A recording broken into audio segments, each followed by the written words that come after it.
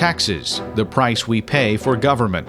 It's a complex system of legislation, regulation, and consternation, and it's increasingly difficult to navigate. The total volume of federal tax laws and regulations now runs over 70,000 pages, and that's up 50% just this decade.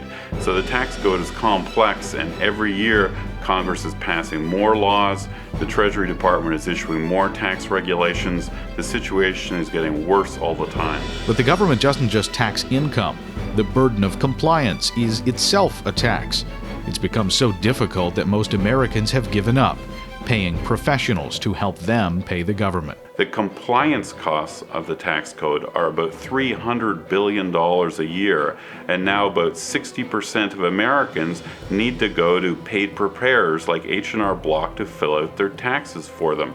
That essentially imposes this additional administrative burden on Americans that is getting worse every year.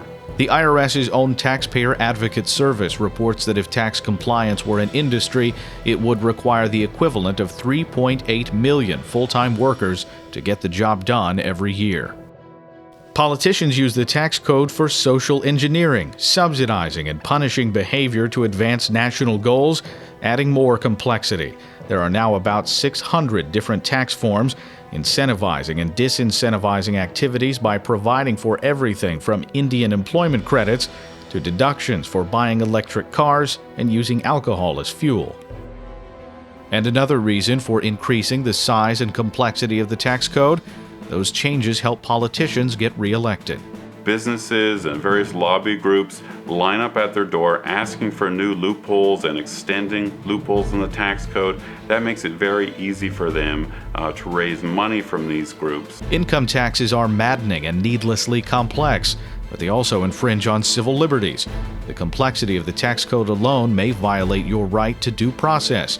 In 1926, the Supreme Court said that when the government forbids or requires behavior, quote, in terms so vague that men of common intelligence must necessarily guess at its meaning and differ as to its application, violates the first essential of due process of law.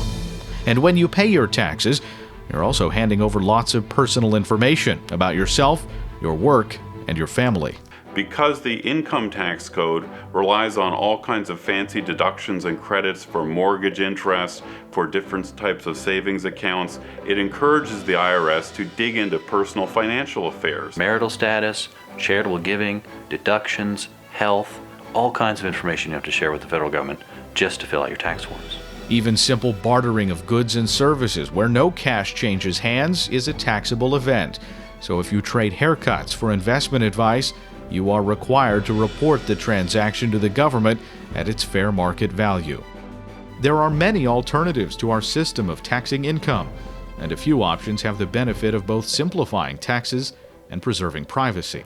The national sales tax and the flat tax are basically two sides of the same coin.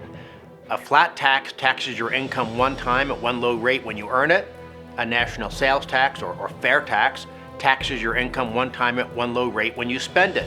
They're both single-rate consumption-based tax systems that collect money in a far less destructive manner than the current system. When I first came to Washington, there were only 3 flat tax jurisdictions. Now there are 27, including nearly 20 former communist jurisdictions.